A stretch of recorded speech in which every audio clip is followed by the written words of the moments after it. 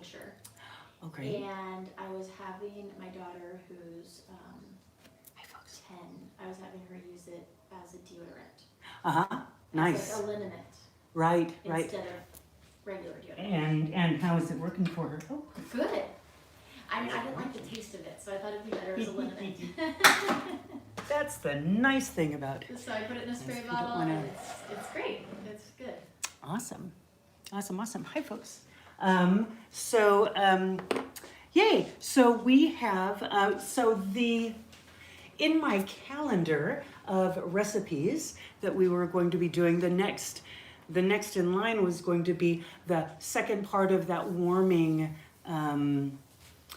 duo. We did the warming liniment, and so I was going to do a warming tincture, but it's beautiful and warm and sunny right now, and I don't want to do a warming liniment. It's not appropriate for me to do a warming liniment, and we're kind of going out. If it's February, it's like this. It's probably, we're heading strongly into spring, and so for me, that no longer feels seasonal. Could have gone either way when I had set up the calendar, but now, nope, we're kind of beyond that. So I don't want to do that. And I also had an overabundance of my desert lavender that needed to be dealt with. And so we are veering today, and we're going to talk about making a fresh plant tincture, because I haven't done a video on that for a little while. So it's a good kind of way to do a little makeup, and for people who've never learned how to do how to make a fresh plant tincture, it'll be a tutorial for that. So let me show you the plant, and if you want to garble, Sure.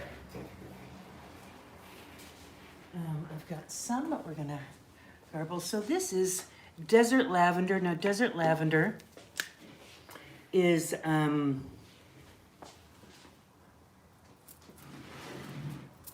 Condea Emorii. Yes, I can. Condea Emorii used to be Hyptis. Hyptis was the former name, the former genus. The current genus is Condea. And then the common name is desert lavender. Now, this isn't a plant that is familiar in usage for a lot of people. This is a plant that is native to this region, to the southwest, to desert areas. Hi, Rosa. Good morning. Hi, Teresa. Good morning. And so this is also kind of a discussion of what to do if you have a plant that you're like, I don't know, you're not going to be able to find a whole lot of information. I mean, yeah, we have the internet these days, and so you can look that up. But in most books, you are not going to find this plant listed. But one of the reasons why I'm always kind of talking so often about families, the importance of knowing the family of the plant, is because, as we've said before, if you know the family, you know a whole lot about that plant. That goes for likelihood of toxicity, right? If you have an Apiaceae family, the likelihood of toxicity where we have poison hemlock there, and abundant, can be rather high. In the Lamiaceae family, the likelihood of toxicity is pretty low, is quite low. And so we have an aromatic Lamiaceae, doesn't seem to be toxic. What is it like to kind of introduce yourself to a plant that you don't know and you're not able to look up readily and find information? It's really fun to do that, and I encourage people to, I encourage people to do that with plants where and how they feel comfortable doing that, right? So there's also I'm going to have you garble the desert lavender as you come in. Lavender? So desert lavender. So we're talking about desert lavender is a plant that generally people don't know a whole lot about because it's not one that is just commonly used. But it's abundant in my garden right now. So it's really fun sometimes to taste. Would you mind closing that door. That person's okay. Do you want us to put it in here? Yes, that would be great. So let me show you. So what they are doing right now is they're all going to be garbling this plant. So we harvested this, actually a couple of days ago we harvested this. So it's lost a little bit of the moisture, and we're going to talk about that in the making of it. So they're going to garble it right now.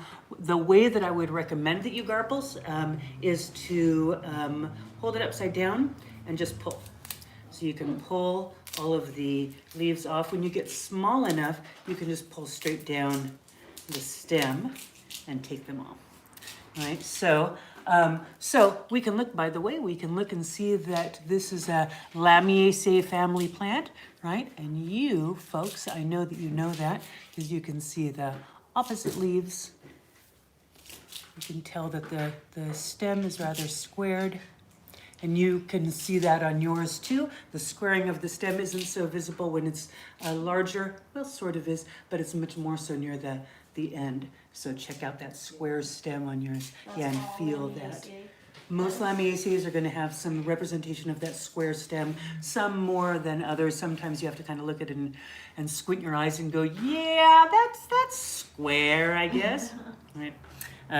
But it's always there, and that's that's where those leaves are paired, right? On that square, it's on opposite sides, and then you turn 90 degrees, opposite sides, turn 90 degrees, opposite sides. So it makes sense that it would make a square stem, since that's how it's presenting the leaves in those pairs. And that's a Lamiaceae plant. Characteristic. Yes, you're going to see that. And then many Lamiaceae are aromatic. So what are other aromatic Lamiaceae?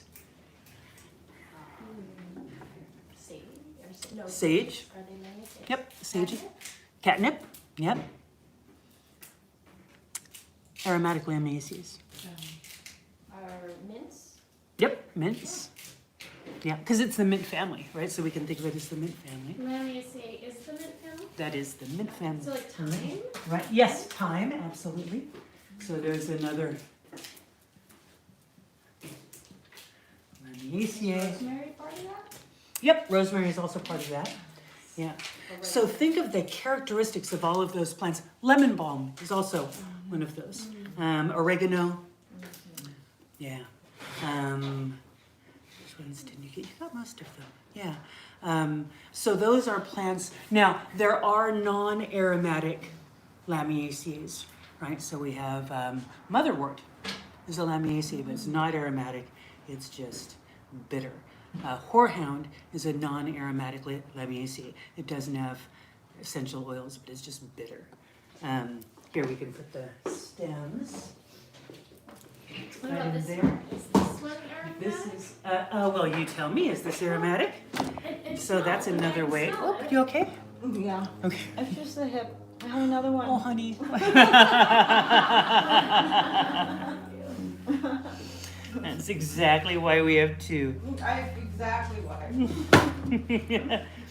Okay, so they've all garbled this beautiful pile of desert lavender leaves here. So desert lavender.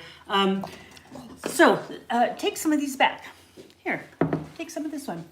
And do some aromatherapy with it. Crush that. Now, I think all of you have had my smelling. I know you have. I'm gonna smell. I'm gonna get this. I have to sit down if I'm doing this. I know many of you have seen this smelling, but it's important. When we smell things, quite often, we smell like this. Oh, that smells very nice. Right? And this is, it's quite, I mean, you can really get that. There's quite a lot there. It's definitely It's potent. It's potent, yes. I'm sitting down. But if you really want to smell a plant, if you really want to get that sense of what the fragrance is, the olfactory sense, the sense of smell is really highly developed in humans. We're really good at smelling things. We are excellent at smelling things. And we have this little specialized bundle of nerves, the olfactory bulb right up in here, just ready to grab onto aromatic particles and take it right into the brain, right into the nervous system, and have a really strong and immediate physiological response. We see changes in breath rate and heart rate. We see physiological changes when people breathe in aromatics. And those physiological changes often, by the way, happen before we hit the threshold where we can smell those, where we can say, oh, hey, I smell some desert lavender. Before the concentration of aromatic compounds is high enough for it to trigger, we can see physiological responses. I say that because a lot of times when we're using aromatics, we tend to think we need to bombard our body, our senses with a lot of those aromatics. If a little bit is good, as more is better, and then all of a sudden you're distilling essential oils, right? So we get a lot of the therapeutic effects of those aromatics, even a low concentration. But it's also really nice to get a high concentration, just kind of a blast of that if you're like, I want to really get to know this plant. And so what I encourage you to do is blow your nose first and then close your eyes. And what I'm going to do is I'm going to kind of focus my senses on my sense of smell. So I'm closing my eyes, just kind of reduce sensory input. Just kind of focusing, take a breath and center myself. And then what I'm going to do is I'm going to crush the leaves. And at the same time as I'm crushing the leaves, I'm going to breathe out with my nose. So the air that comes out through our nostrils has come from our lungs up through the mucous membranes and the sinuses. It swirls around there, gets very, very moist and warm, and then comes out. So we have this warm, moist blast of air. And warmth and moisture increase volatility of aromatic compounds, right? So if we hit it with that, think of like a little steam. You're creating a little tiny steam. So we're going to blast that, and then we're going to breathe in again. We're going to crush. So physically we're going to crush things, and then we're going to introduce moisture and heat, and then breathe that back in again. And when you do, the information that you're taking in from that blast is so much greater, and it's generally good to do this sitting down. So close your eyes. You look silly when you're doing it, so I'm going to show you, because I'm just going to like be silly, and then you're just going to see, yeah, it's silly, but y'all are facing me and my eyes are closed, so I'm going to peek though. So you're going to close your eyes and crush and do this.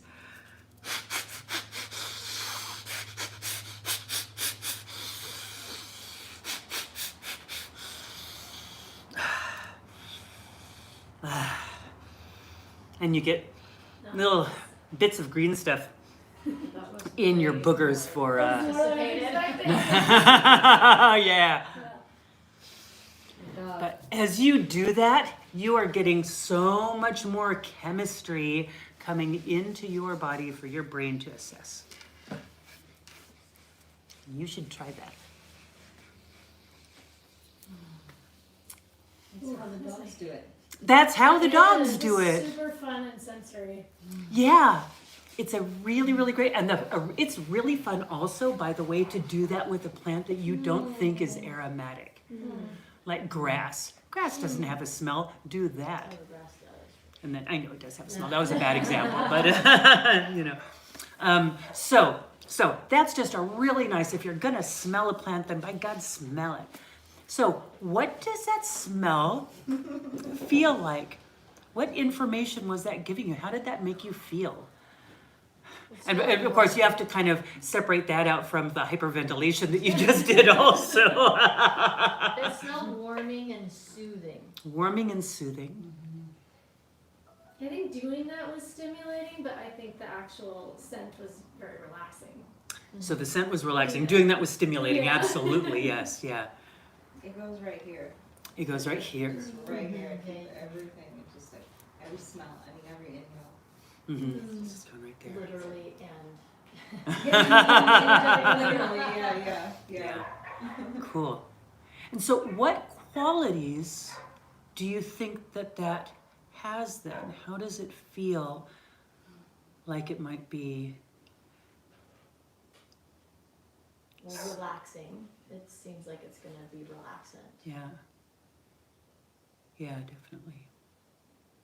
And by the way, if we smell, I meant to bring some sage essential oil and some lavender essential oil, but y'all have smelled those. So just imagine you're smelling sage and imagine you're smelling lavender. It smells like a perfect combination. It smells like, that's what I'm saying. Like when you It's say like lavender, sage and lavender that's why I had call a it baby sage together. lavender. Yeah, because and it smells a lot sagey.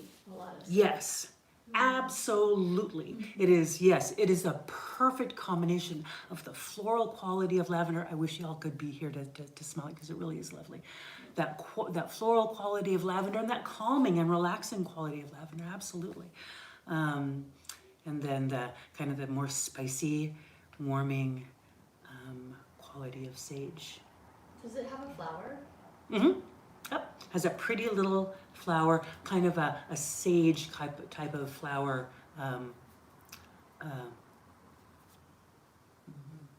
Yellow? Inflorescence. It's a little puff ball of flowers. Oh. Little purple flowers coming out like a sage. So this is a plant which is quite often used as an antispasmodic and as a nervine, as a calming nervine. So we can use that for in that way. It's really lovely. It isn't strongly sedating, but it is very calming and relaxing, very centering and grounding. Now, if we look at the qualities of sage, we take sage for calming, anxiety, but also for centering and focusing, for increasing clarity, and lavender for relaxation, for anxiety, for calming. So the qualities of desert lavender, I've been using it for about 10 or 15 years now, and not only that the scent feels like that confluence of those two plants, but definitely the actions of it are very much like that confluence of those plants. Antispasmodic, warming. Take one of the leaves and chew it up in your mouth. I had to direct you with that last part of that sentence, because if I had just said chew it up, you would have said, how do we chew it up, Julie?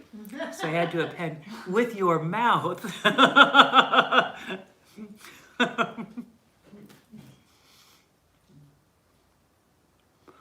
So hold it in your mouth. I didn't make any tea. I thought about making tea. I should have made tea. It feels like it's a little astringent. Mm-hmm. Ooh, it's bitter. Mm-hmm. So astringent, absolutely. So it's astringent. It is bitter. It is aromatic. So just from the taste and the mouthfeel, we know a whole lot about that plant, and from smelling it, we know a whole lot about this plant. Yeah. Yeah. Does it have the same antimicrobial properties that sage does? Absolutely. So the question is, does it have the same antimicrobial properties as sage does? It does. And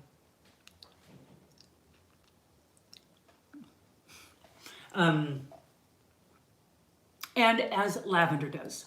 Oh, yeah. So both sage and lavender, and most of the Lamiaceae family are strongly antimicrobial against a wide range of pathogens.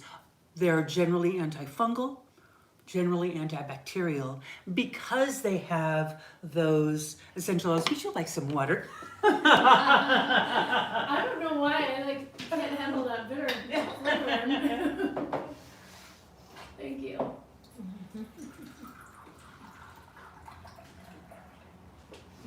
There you go. Didn't bother anybody else? I kind of like it, but it's a little bit refreshing. Yeah. And the now I'm getting, so the first part I got was very sagey, and the second part is very lavendery. I'm getting much more of the floral aromatics now from it. What was I saying? About the Something antimicrobial. Oh, antimicrobial. So they're widely antimicrobial because of the essential oil content. Generally, if you have a plant that is strongly aromatic, it's gonna be antimicrobial. You don't have to use oregano oil. There's nothing inherently magical about oregano oil that isn't available in a lot of other Lamiaceae family plants. You generally tend to get marketed products that tell you have to use tea tree oil as an antifungal. No, you don't. All of the Lamiaceae is strongly antifungal. You don't have to use just oregano for that. Thyme, lavender, rosemary, desert lavender, sage, all strongly, strongly antimicrobial, antifungal. So yes, absolutely we use it for jumping in conditions where our body, our immune system is not able to fight for itself. So I do want to differentiate that. We tend to think of qualities of, I'm going to stop talking about the plant and talk about the medicine making. We tend to think about the qualities of fighting pathogens as boosting immunity. And those are two different things. And a lot of times we equate that, right? If we're killing stuff, we're going to boost our immune system. We actually are kind of stepping in for our immune system when we're using plants to fight infections, right? It's okay that we do that, but we generally want to recognize, I see where my body had some weakness here, and so sure, I'm going to use desert lavender or oregano or tea tree or whatever to bring that balance, but number one, you're never going to kill the microbes. They are always with us, and so we just kind of have to learn how to be resilient in and of ourselves. Otherwise, we're always fighting a fight that we're never going to win. So the language that we use in herbalism, the language that we use in holistic medicine is quite often equates a healthy immune system with killing stuff. And I really, really, really want to differentiate that. They're two very, very different things. So this is killing stuff. It's not boosting your immune system. Oregano oil kills stuff. It does not boost your immune system. If anything, it may weaken your immune system because it is strongly antimicrobial, and you're not going to have an opportunity to kind of engage with other pathogens and kind of develop a healthy resilience to them. So it is something that I just get on my soapbox and talk about. So we talked about that. I'll check that off the thing. So other ways that we can use desert lavender is because of that astringent quality. So it is strongly, strongly astringent. You were talking about using it. Your daughter is using it externally as a liniment as a deodorant, using the tincture as a deodorant. Very, very effective. Because it's astringent, right? It's firming up that tissue. Hi. And as with sage, so here's one of those areas where we can look at, again, the similarity of the plant with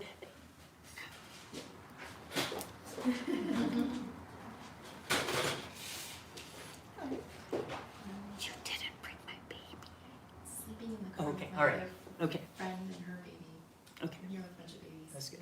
Actual babies or animal babies? 2 babies and another little kitty. Oh. Okay. So we use sage as a very strong astringent. We use sage when the body is hypersecreting stuff. So sage is very effective when you have oily skin or oily scalp. When you are breastfeeding and you want to stop nursing. When you are sweating and you want to stop sweating, applied to the pits, but also to the hands, to the feet. So sage inhibits secretions of stuff. And so that is a much more kind of helpful, larger way to think about it than using it for specific conditions, right? Seeing that relationship that it has of astringing all of the tissues and kind of stopping those fluids allows us to kind of see where it can be used in a wider range of actions. And desert lavender has very much those qualities of sage. So what I love about desert lavender also, kind of going along with that and its aromatic qualities, is that it's very beneficial for gut hyperactivity, for hypersecretion of acids, people who have reflux, heartburn, hypersensitive digestive tissues. Desert lavender is really, really good at calming and quieting gastric secretions without shutting them down completely. And so it's really beneficial. And along with that, it's strongly antispasmodic. So it works as a carminative, a plant that relieves gas and bloating, abdominal distension, farting, burping, right? So it's helping with the symptoms of disordered digestion, and it helps to quiet hypersecretion of fluids. Now, there's a larger conversation to be had about how to properly balance digestion, but sometimes you need something that is going to quiet the acid in the stomach. And this is one that you can go to. Another one is meadowsweet. Those are the two that I find are strongest in helping to quiet but not completely shut down acid production. So those are reasons to use the desert lavender. So we garbled the desert lavender, and so now what we're going to do is we're going to measure it. Hey, now we have babies. Hi, welcome. We have a couch over there that you're welcome to sit on, or you can sit on the rebounder there too. It's very fun to sit on. So we've got our freshly garbled plant. Now, generally, when we're making a fresh plant tincture, first I'm going to weigh this out. We'll go with 4 ounces. Oh,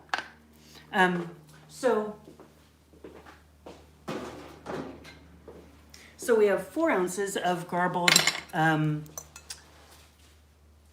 desert lavender leaves. Now, one of the things that I want you to think about is how much plant material it took for you all to make this much garbled plant material, right? So when you are thinking of harvesting plants for making medicine, generally you want to harvest a lot more than you think you are going to need because it's going to shrink down. So just be kind of mindful of that. So we have 4 ounces of herbs there, and generally with fresh plants we're going to usually do a ratio of 1 to 2 of herbs to our menstruum, the liquid that we're using. But because this plant was harvested a couple of days ago, it's lost some of its moisture, and so we want to add some of the moisture back in there. So we're going to add just a little bit of moisture, and I'm going to do maybe a 1 to 3. So I'm going to do a 1 to 3 ratio, and because I'm adding in water, I'm going to do it at 75%. That's also going to make really easy math. That's really easy math. I love it when the math is super, super easy. So we're going to do, we're having 4 ounces of our herbs. And if we're using it in a 1 to 3 ratio, then 3 times 4 is 12. So we're going to have 12 ounces of our menstruum, right? The combination of water and alcohol that we're going to be using. So we have 12 ounces that we're going to be using, and 75% of that is going to be alcohol, and 25% of that is going to be water. So that means that we're going to have 3 ounces of water and 9 ounces of alcohol. Yep. So 9 ounces here, 3 ounces here is 12 ounces total, and that is going to be, that's how we're going to dilute our pure alcohol down and make a total of 75%. I'm going through this very quickly because I'm being mindful that we spent a lot of time chatting about the uses of the desert lavender, but I want you to kind of see the process. Quick question, the Yes. 75%, Yes. that is specific for the desert. Is that kind of a Lamiaceae number? Or is Yeah. that for- So This is a number, so oftentimes when you read about making a tincture of fresh plants, the magic numbers are, what are the magic numbers? She looked at you. I didn't mean to look at you, Con. You happen to be, Because yes. I know it's 1 to somewhere 2. Okay. 1 to 2 and 95%. This is kind of the magic number you'll see. People will say, for fresh plant tinctures, you want to have, for every 1 ounce in weight of the plant material, you have 2 ounces in volume of your menstruum, of your liquid. And your menstruum is going to be 95% pure alcohol. The theory behind that is that the plant holds the water that it likes to hold. And if it's a very juicy plant, like say chickweed, it's going to hold a lot of water. It's like 80% water right now. The chickweed is like super juicy right now. So if you were to dilute it with 95% alcohol, you'd have a finished product that would be diluted. It wouldn't be 95% alcohol. It would end up being maybe 40%, maybe 35% alcohol, because all that juiciness of the plant would have diluted it. Whereas mint has not that much water, but it's still pretty juicy. It's going to be maybe 60% water, and so if you add pure alcohol to that, then it'll dilute it down to where it needs to be. Whereas a more resinous plant is not going to need it's not going to hold a lot of water, it's not going to need a lot of water, and so you end up putting a smaller amount of water. That's the theory behind it, that the amount of water that the plant kind of holds shows the chemistry of how the plant wants to be tinctured. And I think that is not entirely accurate all the time. And if we look at the plants, look at the complex chemistry of the plants, we can sort of see, we can think about how we want to extract it. And where the percentage of alcohol is going to fall. So as you were playing with it, you could feel it was rather leathery, right? So it's leathery, it's pliable, right? There still is moisture in here, but it's pretty leathery. The water content, I don't know, is maybe going to be 30%. It was harvested a couple of days ago. It's been sunny and warm, and so it will have lost water, but there still is water there. So I came up with 75% because if we think about the chemistry of the plant, we have a lot of those aromatics, and we have a lot of sort of resins. You might notice that on your hands where you were garbling, you might have a little kind of a dark sticky material on there because it's very resinous. This is a very, very resinous plant. It's a desert plant, and desert plants use resins as one of the ways that they hold moisture within them, right? But resins are not soluble in water, so we need a higher amount of alcohol if we know that it's resinous. And we know that it's resinous because we can feel that. And if you go in and try to wash your hands right now, that's not going to wash out very readily because it's not very soluble in water. And so that's one of the keys that tells us, okay, we can go a little bit higher in the amount of alcohol that we want, but we also felt that astringency, and we know that that astringency is a really important part of the chemistry of desert lavender. That's a lot of the traditional usages of it have to do with that astringency, and that astringency has to do with tannins, and tannins like water, and so we want to have some water there for that. Those aromatic compounds, they're going to be happy in water or alcohol. It doesn't really matter.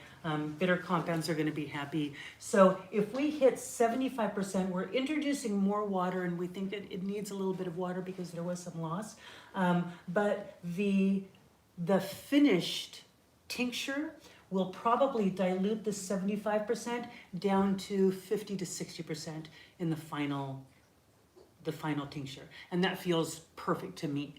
It's a little bit higher than half of the amount of alcohol, so we can get those resinous compounds, but we can also get those aromatics. We're not too concerned with anything that is going to be damaged by the alcohol, like we would in a starchy plant, right? If we're extracting plants that have a lot of the sugars in them, we want to be super careful not to use too high an amount of alcohol. We totally could use a higher amount of alcohol, but it would be at the expense of the flavonoid compounds, because flavonoids like water.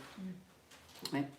So, and if we know that flavonoids like water and they give us that astringency, and aromatics are pretty happy either way, bitters are happy either way, and we can feel those resins, then we can get to a point where we can sort of intuit all of that. We don't have to go and look it up in a book, what is the perfect extraction of this plant. We can feel, we can use those senses, we can see the resins in our hands, and we can understand what that mouthfeel of astringency means chemically and what that chemical likes, right? So that's why we want to link all of this in with the sensory experience and that understanding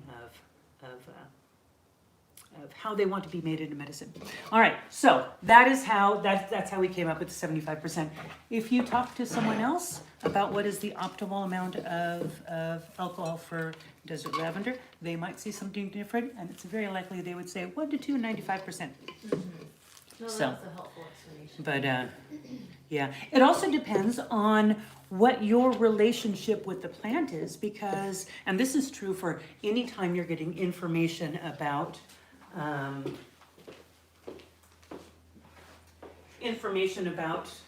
anything from anyone, you always want to understand that they have learned and they are teaching through the lens of their understanding and their education and their history, and all of their stuff is that lens. And so when I teach about a plant, I have learned about that plant through a lens that filters out certain stuff, and I'm teaching filtering out certain stuff because I'm human and that's the way we do. But I'm not going to tell you the whole story about desert lavender, even if I could sit here for 3 hours, which I'd totally love to do.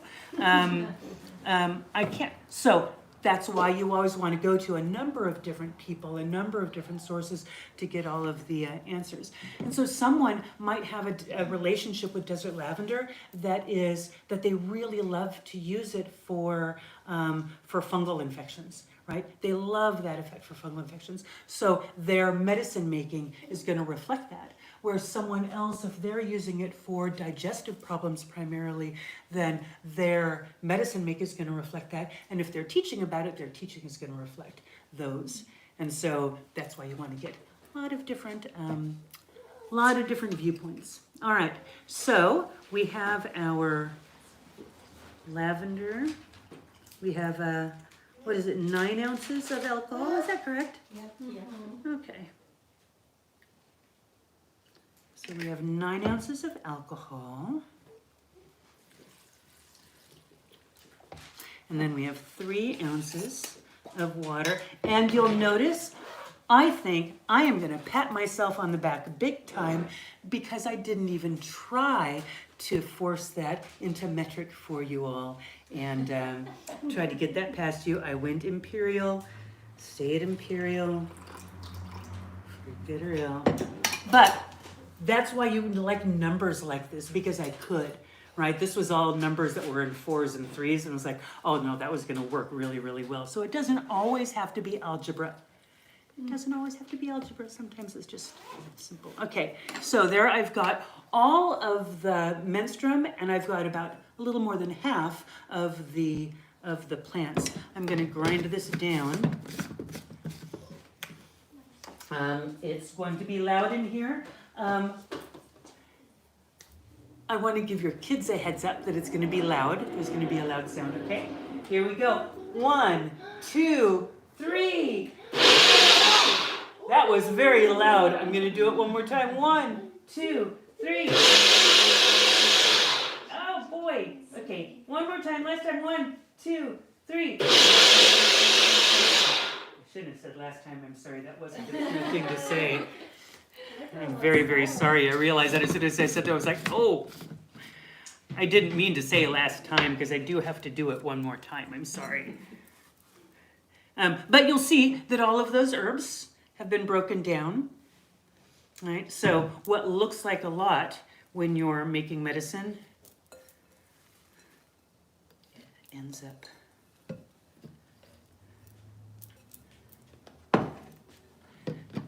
oh, the scent is good though. All right, here we go. 1, 2, 3.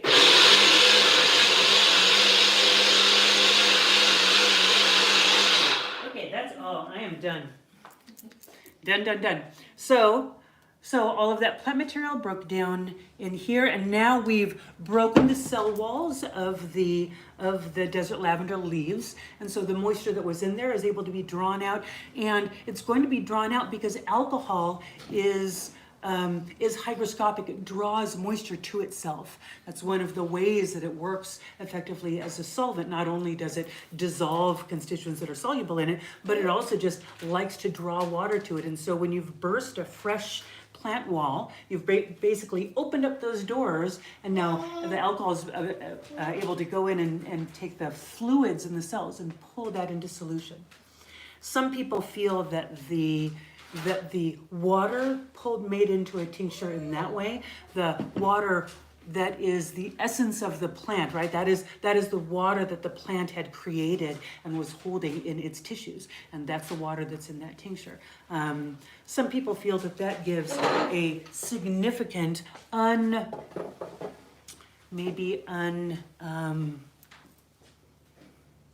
non-specific, but important for some people aspect of the medicine making, that is something that as soon as that plant is dried is not there anymore, and you can only get that quality, that energy of the living plant, that fluid of the living plant, through making a fresh plant tincture. So it's something to consider as one of the differences between fresh and dried.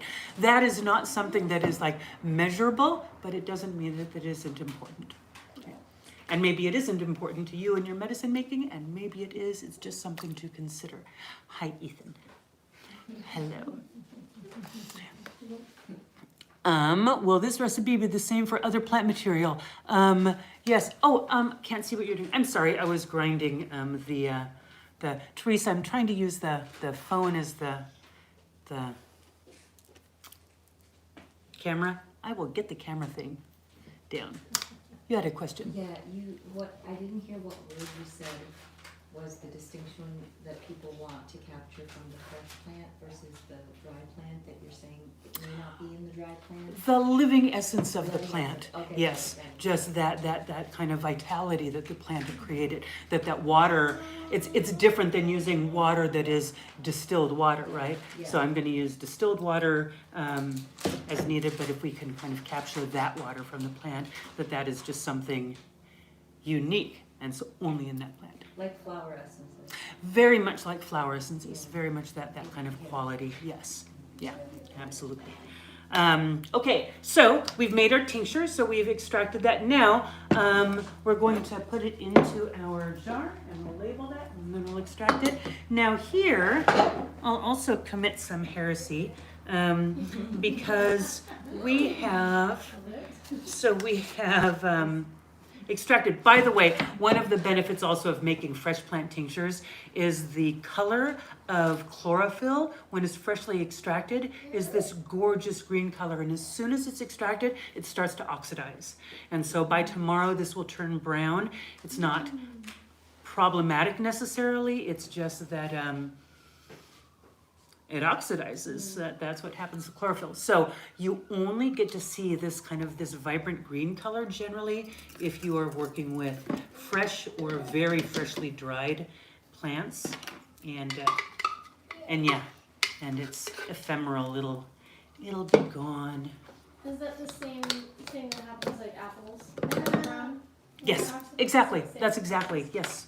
Except no apples turn brown anymore, which is concerning. Oh, really? Like Oh, that's a they're scary thought. engineering them to not Mhm. turn brown, and I notice it in my kids' lunches. Like I'll open the lunch at the end of the day, and the apples are not brown, even organic ones.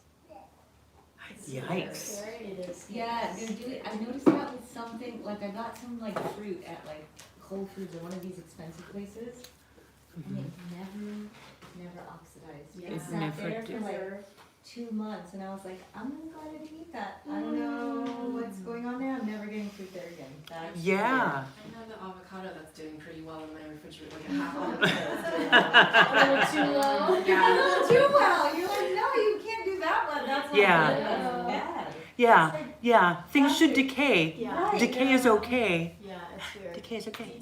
That's our t-shirt. Yes. Decay is okay. It needs to compost. It needs to compost, yes. Yeah, and that is concerning, yes. That's scary that things are not decaying the way that they should. And what does that say about, oh, I don't even want to go there. Don't even want to go there. There's children here. So we have our tincture that we've made. Now you'll see, can you see that there's a little bit of stuff sticking up over the top? Can I bring it out to you so you can see? Yes. It's not entirely covered by a liquid, Yes. right? So we don't want that because that is a little point of entry for any stuff to get in there. Is it likely that there's stuff in there? Nah, there's a lot of alcohol. Alcohol is volatile, right? So the alcohol that is in here there's a lot of fumes of alcohol that are in this little air pocket right here, exerting some antimicrobial and protective effects, but it is still sticking out of the water. Or sticking out of the solvent, and we want to have it covered. But also, there is still a lot of moisture inside the cells, and we remember that the alcohol is doing its job right now of pulling fluids out of cells, so the total volume here is going to collapse. It's also just kind of, it's fluffy because it was just shaken, right? So there's going to be two different things. It's going to collapse because of gravity, and it's going to collapse because of the alcohol pulling stuff out. So I'm not going to dilute it yet. I'm not going to add stuff in yet. I'm going to wait until tomorrow and see, once it's kind of extracted more, do I still need to cover it? I should have a nice layer of alcohol over the top. And then I'm going to let that sit for X amount of time. Yes? Would you just add alcohol into Yep. it, or would you use a 75 dilution? If I felt like I had to add a lot of alcohol, a lot of the solvent of the menstruum, then I would make a 75% dilution. If it's just, I need to just do a little bit in there, I'm just going to do a splash, because all of this, I did not calculate the total volume of water in the leaf, which I could. There's a method of doing that, but I think that's nitpicking, and I don't think it's necessary. So a little bit of alcohol, nah. A lot of it, yeah.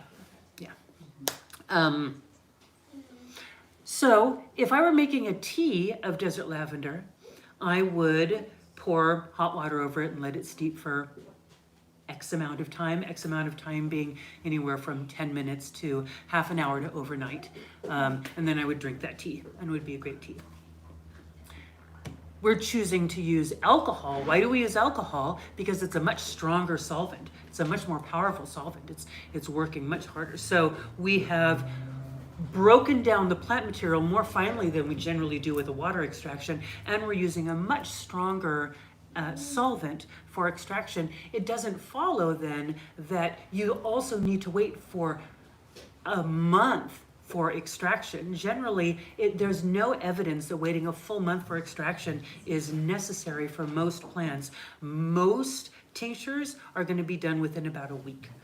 You're using a very strong solvent. You're breaking down the plants much more than you generally do, and it's in contact with that for a much longer time. So you can test that with your plants. You can take out some and taste it, wait for a month, but every week go in and just taste it and record the differences. Generally what you're going to find is after about a week, there's just not that much difference, because it's pretty much done all of the extracting. So you can let it go for a month. There are other reasons why you might want to do a month. Maybe you're getting some of that lunar energy and you want to do it for a lunar cycle, or other types of cycles, or you just didn't have time to get to it, right? There's all sorts of good reasons why you might end up waiting a month or 3 months or whatever.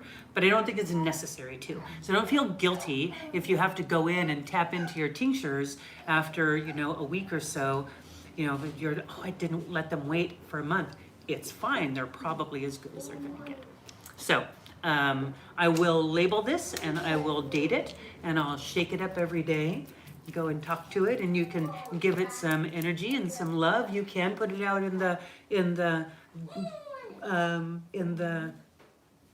full moon, under the full moon, if you want to get that lunar energy, or in the sun if you want to get that solar energy, but don't do that too much, because light is one of the things that damages herbs. So we really don't. There's a few plants where we really do want to have it in the sun, but generally a little bit of light energy and go, okay, that's enough. Some people like to bury it in the ground. and get that kind of grounding energy. So there's lots of different things you can do. Reiki in it. You can put your crystals around it, but do not put crystals. Do not put anything inside. Rocks inside. Many different crystals and minerals can dissolve into solution, and you can create something that's very poisonous, very, very dangerous. So you never, never, never want to put crystals inside. But around, on top, whatever is fine. Nope. So after you're done, you're gonna strain it out, squeeze it out, and you have a tincture. So I have some desert lavender tincture here, so that y'all can take home some desert lavender tincture, because you can't take home that one, because that one has to stay here for a little while. But this was also a fresh plant tincture of desert lavender. So play with it, and play with it topically, play with it internally. Yes, you had a question. Yeah, so since the alcohol is so, the word where it's, draws. Hygroscopic. Does that mean a tincture is better than Glycerite? yeah, tea? A Yeah. tea. Because you know what I'm trying to ask? Mm-hmm. Yes. So if you were to make, yes. So the benefit of the tea, of making it in a tea, even if it were fresh, is that it would be ready immediately. You are using a combination of a higher proof alcohol and more time. So water is a good solvent for it. That's the word, solvent, So, okay, that word. water is a good solvent for it. Hot water is going to be a better solvent. Heat modifies the solubility, not solubility, it modifies the extraction of certain compounds. So some things that aren't necessarily water soluble will come out in water if the water's hot. And a resin is a good example of that, right? So if you do really hot water, then you can even see that, right? You might see a little bit of resin floating on the top of the water. It's not soluble in the water, it's not dispersed in there, but because you applied heat, it was able to pull it out more effectively.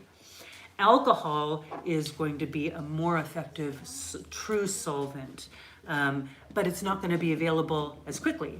Sure. Right, But so generally, and depending on, right, Yeah. some of the constituents, alcohol is a better solvent. I think Water. alcohol is a better solvent because of that resin, right? And resins generally are going to give it a lot more of the antimicrobial and antifungal qualities.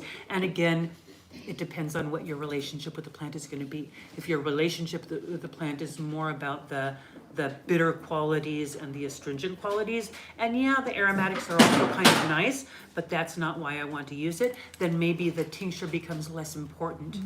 And maybe the water would even be more preferable because the constituents of interest to you for your relationship with the plant at that time are more the water soluble compounds, in that they're more the bitter compounds and the flavonoids, the astringents, right? And you'll get some of those aromatics, but they're not more so important. But if you're dealing with some type of a serious infection, say a gastric infection, right, and you're using this, I think would be really, really effective for a stubborn gastric infection. Then I would definitely want the alcohol. I would want a tincture because I would really be wanting those resins to come out. I want more of those aromatic compounds. I want it more concentrated. Right? One more follow-up? Absolutely. Okay, so like, you know with the mushrooms, because of the outer shell, the chitin? Chitin? Mhm. Chitin? Yes. So that you can't get if you just eat the mushrooms. So you have to do the powders. Right. Is there something like that in plants that don't come out unless you, like, for example, do a tincture, or like you can't get your body can't get the Constituents. Well, astragalus is sort of like that. Polysaccharides in plants. So the beta glucans in mushrooms is just a big long chain of sugars, right? But the big long chains of sugars in, say, astragalus are kind of the same way. You can't just soak astragalus in water and expect to come out. You have to boil it for a long time, and you can't use alcohol It's not going to be good with alcohol because alcohol is going to damage them. So you have to, it has to be hot water. That is the constituent, and it's not going to be happy. So is that kind of the type of thing that you were thinking of? Yes, was because of like what you were saying about the resins, and then I thought about the mushrooms, and then I was like, wait, well then what can't you absorb from plants? I only know mushrooms because we talked about. Right. Because I always thought you could just eat mushrooms. Uh-huh. You're gonna get the stuff. Yeah. That's so great. Yes. But then I learned from here that's not the case. Yes. Well, it's not the case in terms of the beta glucans. Yes. And it's not the case in terms of stuff that's inside the cell wall if the cell wall is entire. So you have to steam. There has to be heat. There has to be water. There has to be time. But if you cook it, Yeah. the same thing. Yeah. Okay. Yeah. But then so, like garlic, if you cook it, you lose everything. You lose things.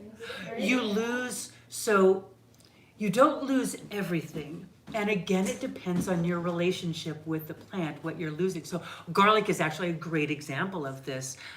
So with garlic, if you heat it, you destroy the enzyme alanase, and it's the alanase. Is that the same thing as allicin, or is it different? No, it is related. Yes, but it's exactly, 10 points to you for getting that thing. So with garlic, you can see this. So with garlic, you have cells that have stuff inside them, right? If you have a whole garlic and you're smelling it, doesn't smell like garlic at all, right? It doesn't smell like, you're like, if your eyes were closed, you'd wonder if it was garlic. But as soon as it's crushed, it's very strongly garlic. That's because you have twinned cells, and in one cell, you have a compound called alliin, right? And in this cell, you have a compound called alanase. And as we all know, if a compound ends in ASE, that means it is an enzyme. And enzymes break things down. They cause stuff to happen. But they're separated by a cell wall, right? By a cellulose cell wall. So there's nothing going on, but as soon as you go in and crush that cell wall and break that cell wall, the alanase can combine with the alliin, and they form de novo allicin. That's how allicin is created. And allicin is the strong, spicy, aromatic, strongly antimicrobial. I am fine with them bouncing over there. That is absolutely okay. Yes, I love having it there because, what else are they going to be doing in here? It's boring. So, and the blocks are next door. So that just comes from crushing it. From crushing it, Okay. you have to crush it. This forms, and it takes 5-10 minutes, and you have peak allicin. The thing is that allicin only has a very short shelf life. It's only about a day, and then it degrades, which is why the day after garlic smell is so funky, because the day after garlic, you have the allicin degrades into other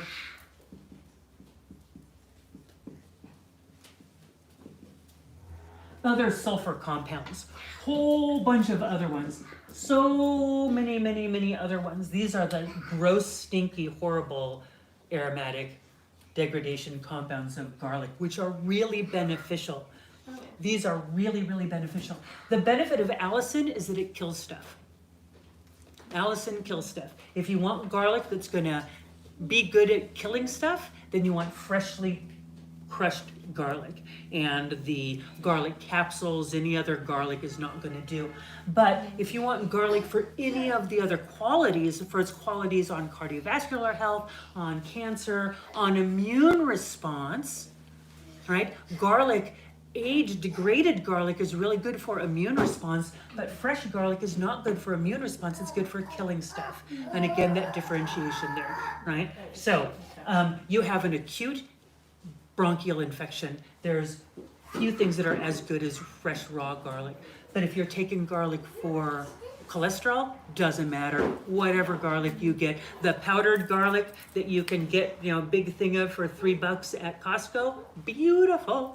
It's great. It's full of these compounds, these other breakdown compounds, and they're really good.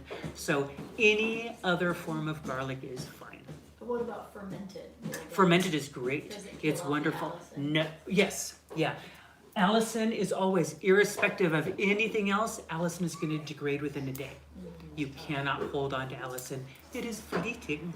So you just have to crush it and use it right away if you're going to use Allison, but any other qualities, yeah. That's also why you never want to make a garlic tincture, by the way. Don't make a garlic tincture, because garlic tincture doesn't end up having the lovely fresh garlic smell. It has the funky day after garlic smell and taste. The old garlic is just a bad, bad taste for a tincture, and it lingers. So you'd be better to just ferment it and have Yeah. the whole clove. Yeah, fermented honey, you just put the whole cloves in honey and just ferment them or pickle them. Rosemary Gladstar has a really, really great recipe for garlic cloves. You take a whole garlic cloves and you fill a jar with them, and then you put soy sauce and honey and mirin and other stuff, whatever other stuff, and you just leave them for a while, months. Yeah, and then you just take them out and you eat them. Yeah, and they're all pickled and yeah. If you eat the garlic clove directly, then do you think there's any allicin that, or does the hydrochloric acid just Oh, yes. allow the allicin to form? No, I think there is, because it's going to form if you're crushing it. You're chewing it up in your mouth. So as soon if you have raw garlic, so you have a big, if you eat a whole clove of raw garlic, if you swallow it entire, yeah, I don't know that. Yeah, just oop, Pop it in. pop it in. Like a pill. Yes. But that is why generally the recommendation is to chop it and then let it sit for like 5 or 10 minutes, so that you can get that peak garlic formation, because that is a good point that the hydrochloric acid may step in there and completely neutralize the enzymes. Yeah. Is that like apples? Like apples? Some people do, they just pop it in and eat it. Yeah. Allison is also really caustic. So, if you're like Natalie's mom, then you have a cast iron stomach. But most of us mortals are going to find that raw garlic is going to be really irritating. Stomach from old country. That's right, yes. Which, by the way, one of my favorite ways of taking garlic, it's so easy. Add it to salsa. Just get some salsa and chop up some garlic and throw it in your salsa, and then eat it with whatever you eat salsa with. Because, for me, that's just a staple of daily living. So, Garlic? whatever is salsa. Oh, Yeah, so if I need to eat raw, because a lot of times you're like, oh, I want to eat 2 cloves of raw garlic a day. How am I going to get it into me? You're like wandering around looking for things to put the garlic into. You can put it into a spoon and cover it with honey and just kind of scoot it down, and that just kind of protects it. You want to protect the mucosa, right? Because it is harsh. But yeah, just get it down. Yeah, it absolutely can. Allison gives a hot burning sensation. That's right, Mike. Yes. Is this an essential oil class? I'm sorry, folks. I keep on kidding. So people who make the garlic and honey should leave the clove whole to keep the allicin intact for future use. Chopped garlic and honey, will the allicin migrate to the honey and degrade after 1 day? Yes, exactly. And if you're chopping the honey, or if you're leaving the cloves whole in the honey, it will stay for as long as that clove is biologically active, right? At some point, the honey is going to infuse, or the soy sauce blend, or whatever you're putting the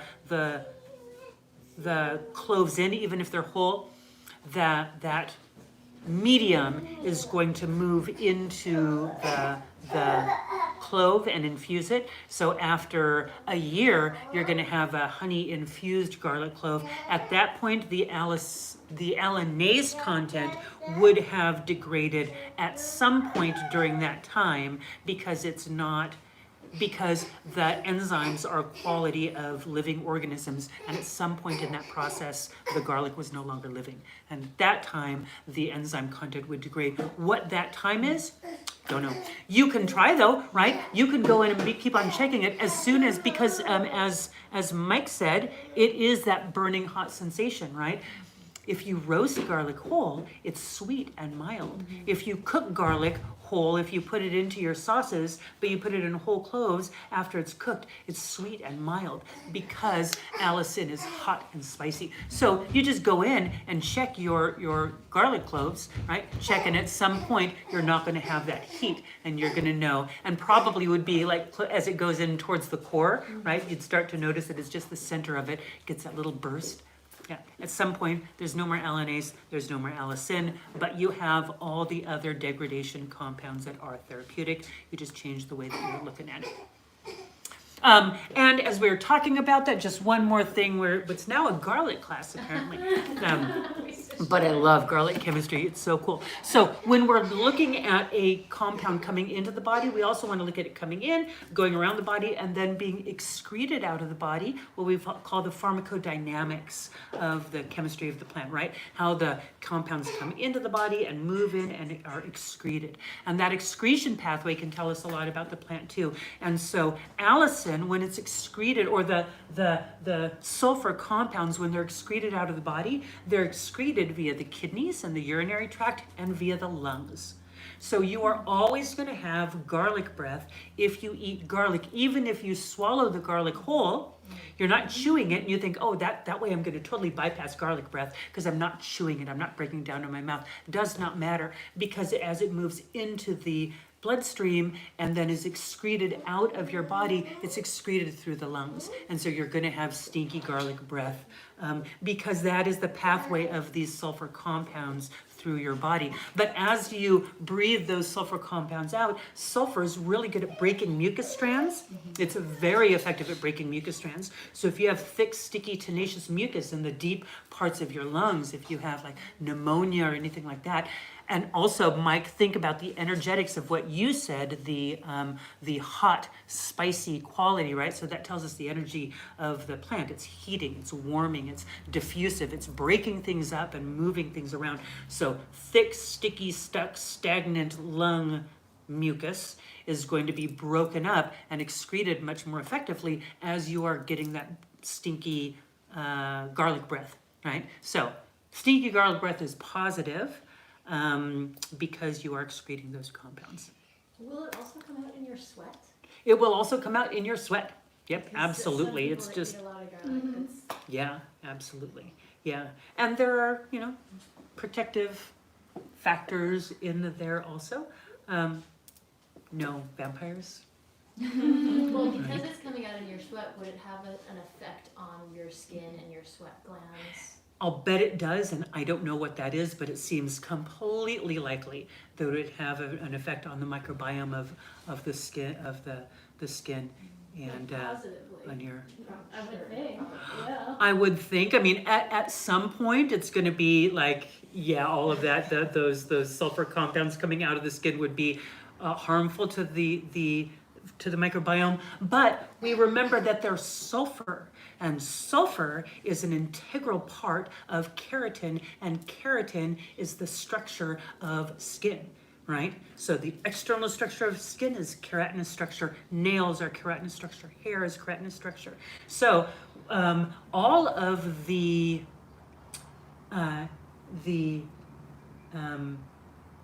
onion family, garlic, absolutely, onions, leeks, all of that, all the sulfur containing plants are also really, really good for the skin. And so yes, if it's being excreted there, it's showing that we're having sulfur kind of bathing that skin and exerting some healing effects. Epsom salt, sulfur. MSM, sulfur. Sulfur is very, very beneficial for skin. So yes, I think it would be largely beneficial unless you were like eating way too much, but by that time you would have completely eroded your whole digestive system, so your skin would be the least of your problems. Yes. Roasted garlic and salsa, yes. Let's see. We have, no one tells us about the degradation after time of honey. Yes, they do not. Yes, they make it sound like, yay, and then you have perfect, but if you just think about, that's why it's so fun and helpful to know exactly the chemistry of what's going on. We were just talking about that earlier. When you know exactly why something happens, then you can intuit, you can infer from the amount of information that you're given, what's going to happen. How do we make medicine? What are the limitations of this medicine? If you understand the mechanisms behind it, it just gives you a much larger appreciation for the nuance of medicine making and use. So no, it's so fun. It's so cool.